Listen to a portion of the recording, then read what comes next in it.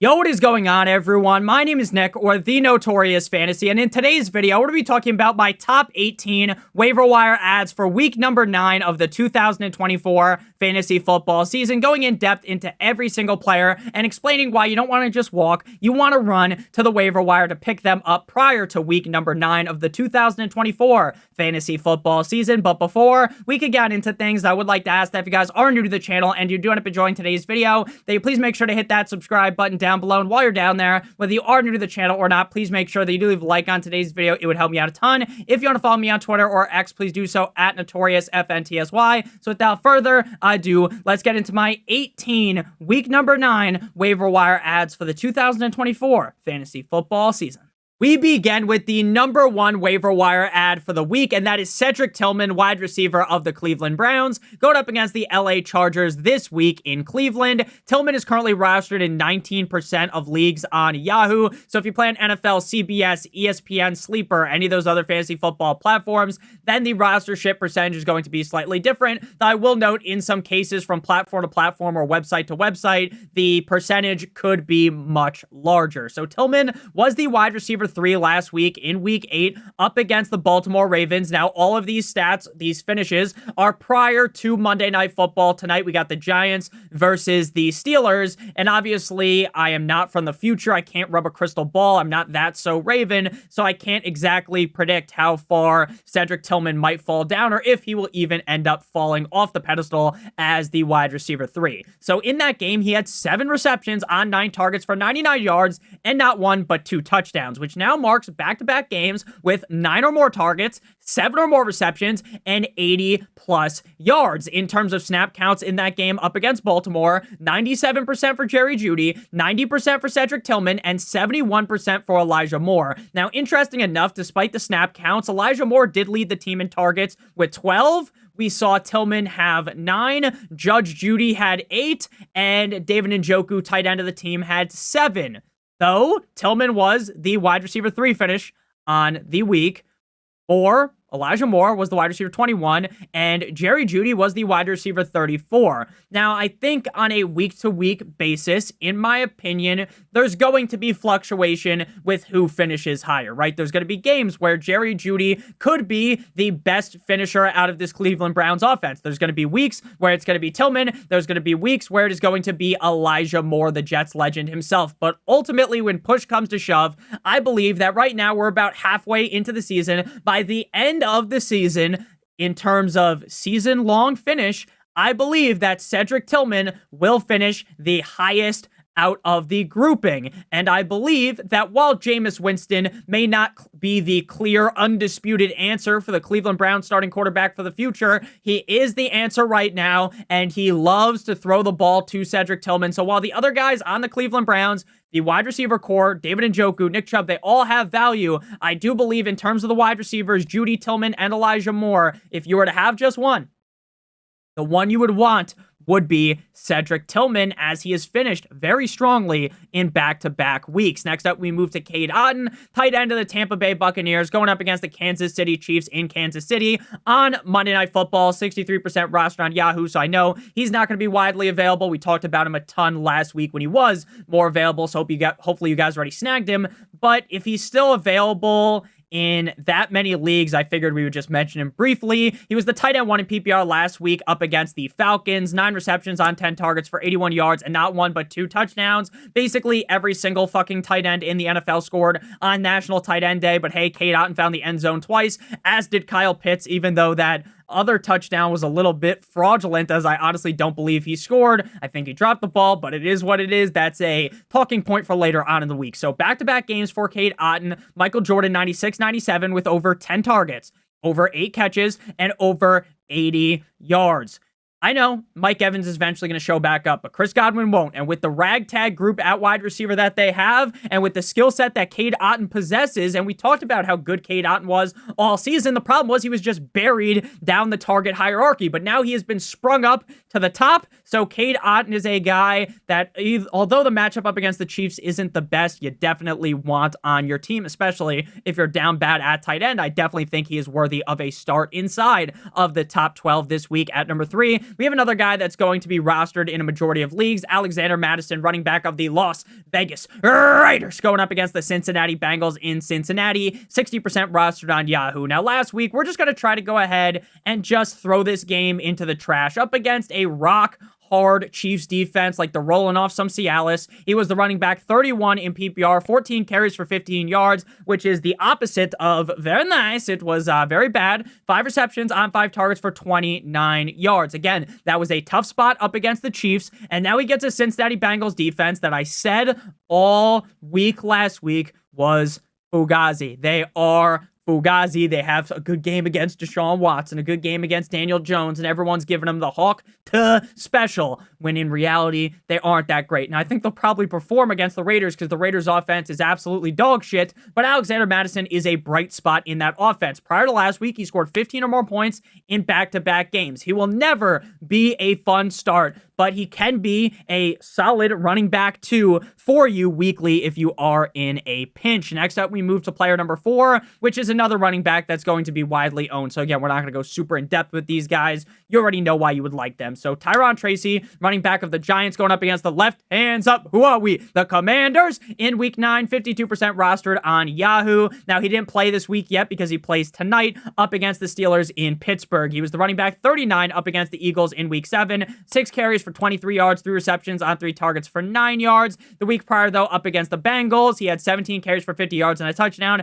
6 receptions on 6 targets for 57 yards.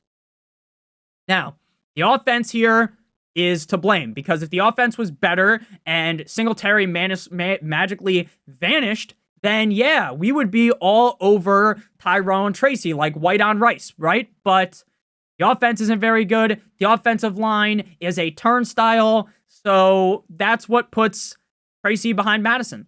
Ultimately, in a vacuum, Tracy is 9,000 times better than Alexander Mattison, but because of the team that Tracy's on, it does make starting Tracy hard. But if you're down bad at running back and if he is available, he's definitely a guy that you could start in certain spots. Next up, we move to Jeudy, wide receiver of the Cleveland Browns, versus the Chargers, 45% rostered on Yahoo. So again, I would rather have Tillman over Jeudy, but Jeudy would be the number 2 receiver I would prefer on the Cleveland Browns. Wide receiver 34 in PPR last week, 5 receptions on 8 targets for 79 yards. Quick refresher, maybe you skip the Tillman part. 97% of snaps for Jeudy, 90% for Tillman, 71% for Elijah Moore.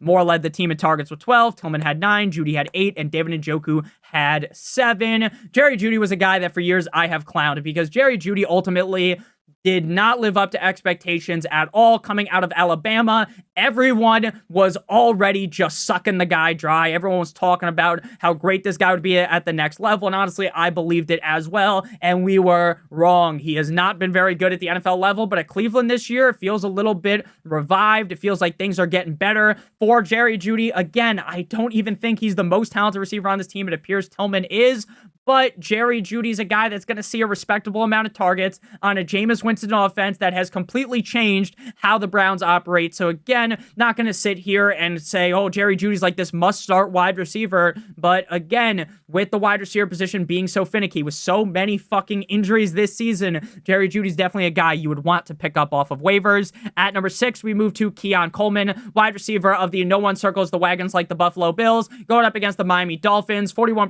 rostered on Yahoo for Coleman. Week 8 last week. I almost said week 15 because he was the wide receiver 15 last week. He had 5 receptions up against Seattle in Seattle on a defense that is just beaten and battered. That Seahawks defense is a disgrace. 5 receptions on 7 targets for 70 yards and a tug. Back-to-back games with 7 targets and over 70 yards. In terms of snap counts, Coleman played 83%. Will Shakir played 58%, but his snaps are dipping, and you are seeing the rise, like the Dark Knight, of Amari Cooper. 50% of snaps raising from what he did in his first game, and that is going to continue to go up and up and up until he's eventually the number 1 wide receiver in terms of snap count, because obviously, while I do like Keon Coleman, and he is a talented player, Amari Cooper wipes the fucking floor with Keon Coleman in terms of talent, right? Keon Coleman struggles to separate at the NFL level, and you know what? That is a fair remark to make about him. But the thing is, if you give him 7 fucking targets, if you throw him the ball deep down the field, and if he's able to make contested catches when the guys are stuck like glue on him, like he did up against Seattle in the end zone, then you're going to be successful. This is a Buffalo Bills team that is going to absolutely raw dog the Miami Dolphins. They are going to form a Eiffel Tower. They are going to run a train. They are going to tag out and in like it's a fucking WWE tag team match, okay? This is going to be brutal. As a Dolphins fan, they are going to put the nail in our coffin. While I would do anything to make sure the Dolphins beat the Bills because I don't want to lose again. I'm tired of losing as a Dolphins fan. I know what's up. I'm not fucking stupid. I've been watching the NFL since I was like 7, 8 years old. I know what's going to happen. The Bills are going to run a train on us like their name was Bobby Bacala, and I don't think that anything the Dolphins throw at him will stop him. I think Keon Coleman probably goes crazy, and he's definitely a guy you want to be starting this week. At number 7, we have Josh Downs, wide receiver of the Indianapolis Colts, going up against the cold-like Minnesota Vikings in Minnesota on "Cause You Waited All Day for Sunday Night." Double song for you guys. I know everyone loves me singing, right? Even though like half the comments are like, "Nick, you dumbass, stop singing." 47% rostered on Yahoo. But before we talk about Downs and the rest of the players in the waiver wire ads for the week, I would like to give you guys a quick word for our friends, our partner over at Underdog. Now, if you are new to Underdog and sign up using promo code Notorious or click on the link in the video description, tonight, Giants versus Steelers, you will get a free pick, which is Russell Wilson higher than half a total yard. You match that with any of the players on the Giants or any of the players playing in week number 9, and if both of your picks hit, then you receive 3 times what you put into your pick'em. If you put in multiple other picks, then the payout will be higher if they all hit. Now, you will also receive a first-time deposit offer of up to $1,000 in bonus cash. Now, I know what you might be thinking, Nick, it's Tuesday. That game already happened. What's going to happen if I use promo code Notorious? Now, you receive a different free pick similar to Russell Wilson higher than half a yard. So it's going to be either another NFL player higher than half a total yard, or it is going to be a NBA player higher than half a total point. So make sure you sign up using promo code Notorious. Get the Russell Wilson Mr. Unlimited higher than half a total yard, plus a first-time deposit offer of up to $1,000 in bonus cash. So back to Josh Downs. Now, Josh Downs is a guy that I still won't fully bang the drum for, right? There's still some pessimism inside of me regarding him. Wide receiver 6 last week in Houston. 4 receptions on 9 targets for 109 yards and a touchdown. Now, based on what the coaching are saying there, Shane Steichen, it seems like Anthony Richardson might lose his job. Now, the fact that he tagged out of that game and they brought in Flacco because on 3rd down he was tired. What the fuck was that? Now, again, I'm not some macho man Randy Savage. I am not someone that played football into college, right? I'm not some freak athlete, right? I'm a pussy. I wouldn't be able to do that. I wouldn't be able to take one hit from even the worst guy out there. I would be laying on the ground, probably with 7 concussions at the exact same time, straight to CTE, Antonio Brown. Every bone in my body would be broken. I get it, but it is kind of soft, in my opinion. Again, Nick, you can't say that because you would never be able to play in the NFL. No shit, buddy. No shit. But Josh Downs, if they go to Joe Flacco, I'm not even kidding. Josh Downs is like a top 18 receiver every single week, maybe even top 12. Now, the Vikings matchup is tough, but with Anthony Richardson under center, again, it's a pipe dream. He's not a must start. He's a fringe start, but he's shown us, even with the bullshit that is Anthony Richardson, he can be productive. MPJ is clearly the number 1 in terms of snaps, 95%. He's going to be 90+% every single week, even though the guy is very hurt. Alec Pierce, 78%. That guy just real gritty. He knows how to get it done. 70% for Downs. And then A.D. Mitchell and Ashton Doolin are both like sub 22, 20% every single week. So Downs looks like he could be the best receiver on this team, but the quarterback play just makes it so I can't rank him much higher. Next up, we got Mr. Corvette, JuJu Smith-Schuster, wide receiver of the Kansas City Chiefs, going up against the Buccaneers at home in Kansas City on Monday Night Football, 25% rostered on Yahoo. Now, JuJu, this last week with the hammy that he suffered back in week 7 against the 49ers, and he missed a majority of that game, so we're just going to brush that game off and go back to week number 5 prior to the bye up against the Saints for JuJu's last real game. He was the wide receiver 13 up against the Saints at home in KC. 7 receptions on 8 targets for 130 yards. Now, in my opinion, JuJu's going to continue to play the Rashee Rice role, right, while D-Hop is there. Why is that? Because DeAndre Hopkins isn't normally a slot guy. Now, could Andy Reid and friends transition him into that? Yes, but I don't think they will. Now, when it comes to JuJu, even up against the Buccaneers, he's not going to be a guy that I am begging you guys to start, right? Because they have other weapons there, and I kind of want to see it before I believe it, right? I want to see JuJu go out there and be the slot guy, become the number one target there, before I just go outright and say that that is going to be the case. But the matchup is sweet up against the Bucs. Next up, we got Jalen McMillan going up against the Chiefs in Kansas City, Monday Night Football. 49% rostered on Yahoo. In terms of snap counts, McMillan is clearly the number one guy in terms of snaps. 81%. Trey Palmer played 70%, 62% for Sterling, and Raheem Jarrett, who the fuck is that guy? 27%. McMillan was the wide receiver of 44 against the Falcons, 4 receptions on 7 targets for 35 yards, and 1 carry for 17 yards. Palmer was 2 of 2 for 29. Shepard, 5 targets, 3 receptions, 18 yards. And Jarrett, 3 of 3 for 58 yards. So McMillan's the number one target, and he played the most amount of snaps. Cade Otton obviously had a 5-star feast. He was eaten all game long. Like I said, the motherfucker had an insane amount of targets in that game. He had 10 targets, 9 receptions, 81 yards, and 2 touchdowns, right? Do I expect that every week? Fuck no, baby. But could he be the number one target every single week? That is certainly probable. Not probable, possible. That's the better word there. So Jalen McMillan, again, another guy that is just like you don't have Mike Evans, you lost Godwin, you just add him to your team. You have to play him, okay? You most likely don't want to play him, but he's worthy of a stash. At number 10, we got a similar guy, Jalen Cocker. I barely knew her. Wide receiver of the Carolina Panthers going up against the Saints. 0% roster on Yahoo. Wide receiver 16 at Denver last week. 4 receptions on 6 targets for 78 yards and a touchdown. Based on everything that I've read, I combed the internet like the desert in Spaceballs, and I said, you know what? Let's do some research, right? 4 receptions, 6 targets, 78 yards, and a touchdown. The research that I found was that David Moore was number 1 in snaps, 82%. Cocker, 69%. Very nice. Funny Cocker, 69. Very nice. 62% for Xavier. Somebody touching my leggett. And 54% for Jonathan Mingo, right? But that's not the real information I was looking for. I was looking for what the fuck are they going to do with Deontay Johnson? And it feels like now on election day is the trade deadline. Feels like on election day, Buddy's going to get sent packing. Now, where is he going to go? Who knows? Maybe back to Pittsburgh to play with Mr. Unlimited. Promo code Notorious, get that higher than half of a total yard on Underdog. Maybe he goes somewhere else. Maybe he joins Buffalo, right? They're just looking for a million receivers. Maybe he goes to the Chiefs, right? The Chiefs are just getting everyone now, right? But we'll see where he goes. Again, I don't know for sure where he's going to go. Maybe he goes to Tampa, right? The Buccaneers are in need of some help, right? It's not like Jalen McMillan's all that great. We already talked about that. So Cocker could become the number 1 receiver on this team.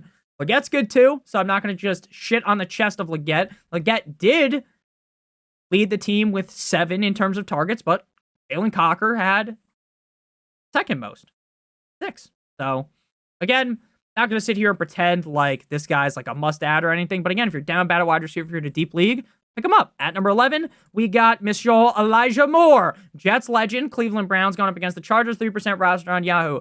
Nick, why do you want to add every single wide receiver on the Browns? Maybe this is Fugazi out of Jameis. Well, if you look back at Jameis's time, even on other teams over the last couple of years, after the LASIK surgery, Jameis has been cooking. Jameis has looked really, really good. Now, is he going to be able to support 3 wide receivers every single week? Of course not, especially up against a defense like the Chargers, right? But again, when you're struggling at wide receiver and you're hunting for targets, Elijah Moore last week led the team in targets with 12.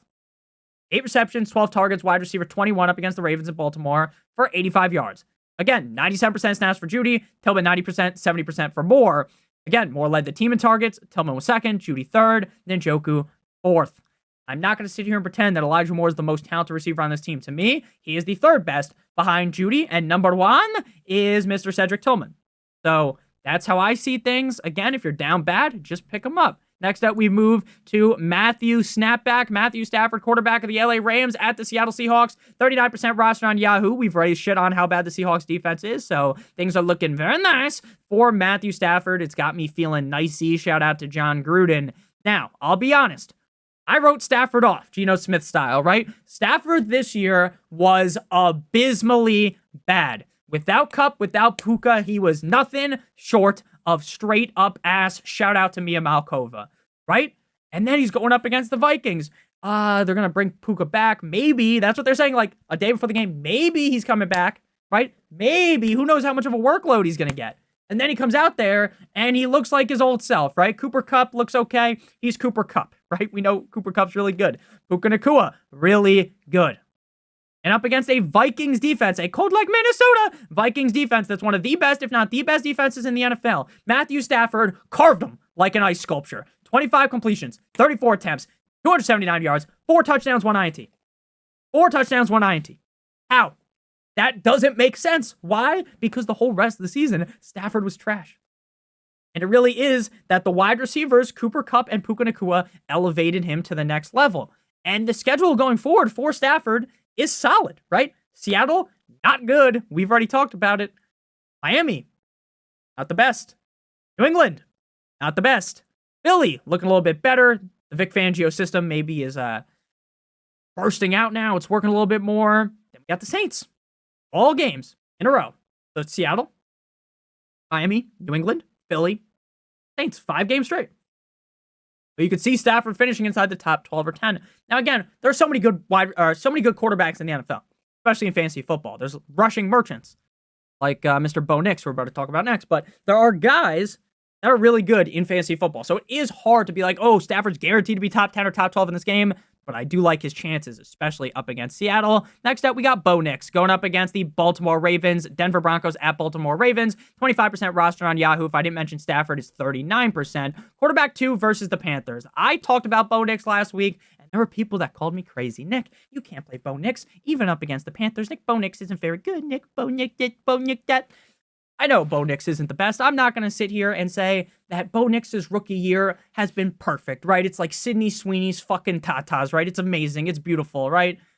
No one's sitting there going to bat like, oh, Nix is this amazing quarterback. Great in fantasy.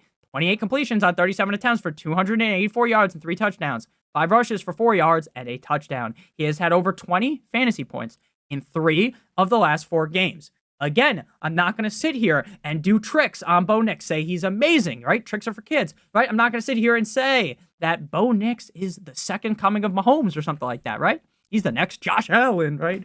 This, that, or the other thing. I don't think after watching however many games they've played thus far this season and how many Knicks actually look good in, right? He hasn't been amazing all season, I get it, but he's clearly startable, and the Ravens defense isn't as good as we thought they would be.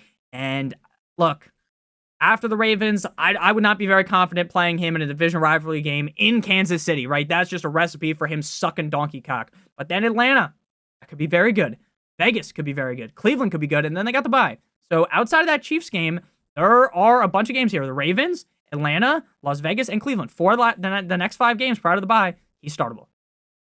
Again, not going to sit here and sing the praises, say he's amazing, but he's good in fantasy. And honestly, if they had better wide receivers, I think he would be even better. Next up, we got Taysom Hill. And Taysom Hill is going to be the final waiver wire ad before we discuss 4 running backs. And this is not a running back heavy episode. Like, if you want to talk about Isaac Guerrero, like maybe if you are a Christian McCaffrey owner, you might want to add him. But it seems like McCaffrey's coming back after the bye. So there really aren't a lot of great waiver wire ads right now at the running back position that are widely available. All the running backs we talk about next, they have their own page because they're just a bunch of handcuffs. And if you want to talk about other handcuffs I don't talk about, just ask in the comment section. I'll give you my opinion. So Taysom Hill, tight end of the Saints, going up against the Panthers in Carolina. 30% rostered on Yahoo. He was the tight end 29 last week up against the Chargers. 4 rushes for 20 yards, 2 receptions on 4 targets for 21 yards, and 1 pass for 3 yards. The motherfucker ran the ball, threw the ball, he caught the ball. What other tight end's going to do that? Now, obviously, he's not very reliable, right? He is very spotty. It's like when you go into the woods and you're trying to use your phone, right? It doesn't always work. It's probably not going to work, right? But there is the chance that it does work. There's a chance that everything goes right, where maybe he throws in a touchdown, right? Maybe he runs in a touchdown, and maybe he passes. I already say that. He throws, runs, and catches a touchdown. He goes for the triple crown, Cooper Kupp style, okay? So while... Again, no one's going to sit here and say Taysom Hill is like this luxurious ad, and maybe there's other tight ends that you would prefer over him, but at some point with the tight end position outside of last week, National Tight End Day, right? Where every tight end, you get a touchdown, you get a touchdown, you all get a touchdown, Oprah Winfrey style. The tight end position is incredibly volatile, so that makes Taysom Hill interesting. And now we're just going to move on into the backup running back, the handcuff running back range. Ray Davis, Buffalo Bills up against the Dolphins, 26% rostered on Yahoo. Ray Davis, if James Cook is hurt, knock on wood, we don't refer injuries, Ray Davis is the clear number one over Ty Johnson and would smack up the Dolphins and a lot of defenses. He looks very talented.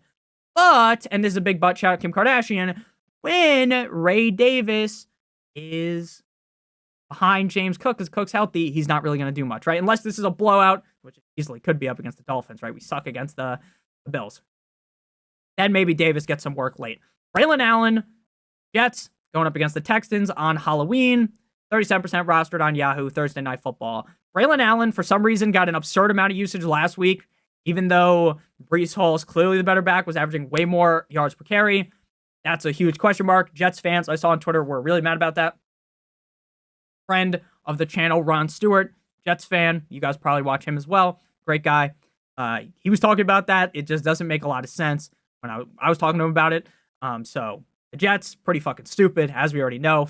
Woody Johnson, they want to throw him into the river like it's the Salem witch trials, right? So the Jets fans don't like him. Braylon Allen's talented, though, if something was to happen to Breeze. Ty Chandler, if Aaron Jones is out any given game, Ty Chandler's a competent handcuff. He's going up against the Colts on Sunday Night Football, 24% roster on Yahoo. You're not starting him, but if something happens to Aaron Jones, he could be a league winner. Same thing with Ray Davis, same thing with Braylon Allen, same thing with Ty Chandler, and then same thing with Jalen Wright. If Jalen Wright gets into the correct position, remix to ignition, to become the guy or the number two, he could be very good. Because while the Dolphins lost to the Cardinals, and while I wanted to just cry myself to sleep, while I wanted to bash my head through the television, Jalen Wright looks like the second best running back on this team, ahead of Raheem Mostert. And Achane was clearly number one. The offense looked good. I don't think the Dolphins are going to trade guys. I really don't. I think Chris Greer knows his back is against the wall. Mike McDaniel, same thing. We just gave him a large contract extension. But I think Mike McDaniel knows, hey, if we don't turn this around, I might be fucked. Chris Greer thinks the same thing. He's not going to trade away assets. He's not going to send Raheem Mostert to the 49ers or something, right? So Jalen Wright is kind of in a very big uphill battle, but we've seen this season when he's given the correct amount of touches, when he's given the correct amount of usage, he's a guy that could get 10 carries and have 80, 90 yards and a touchdown. That's how good he is. So again, these are all just handcuffs. The running back position this week for waivers is bad. So like if you're fucked at running back and, you know, no one's hurt to where you can just throw their handcuff in, you're probably in a bad scenario. Like Blake Corum's another guy we could talk about. So this week, very wide receiver heavy. There's a lot of wide receivers that I think are competent that you can play this week. Otton's a great tight end option. And then we have a bunch of good quarterbacks like Jameis would be of name as well, even though we didn't talk about him in today's video. So let me know down below in the comment section who your number one waiver wire ad is this week, right? How much fab are you going to blow your load on Cedric Tillman? Because he's looking very nice. So let me know down below in the comment section if there's any players I need to talk about, because there's always going to be people, Nick, in my league, some of these guys aren't available. Who else should I add? Which is fine. Again, I talk in that voice. It's just the voice of the audience. It's a joke if you take it seriously. And I'm sorry. I do love all you guys so much, genuinely. I hope you guys all have a great Halloween on Thursday. Thank you guys for everything, because without you guys, the whole ship sinks. Make sure you guys do check out the sponsor, Underdog, promo code Notorious, or click on the link in the video description for your free pick, plus a first-time deposit offer of up to $1,000 in bonus cash. If you missed the defense to stream video that came out earlier today, tomorrow we got some start-sit videos, which is the running back, wide receiver, quarterback, tight end position. We talk about all four positions over the next 2 days on Tuesday and Wednesday. So I love you guys all so much. Hope you have a great one. And as always, good boy. Hit that subscribe button. Good boy. Hit the bell. Good boy.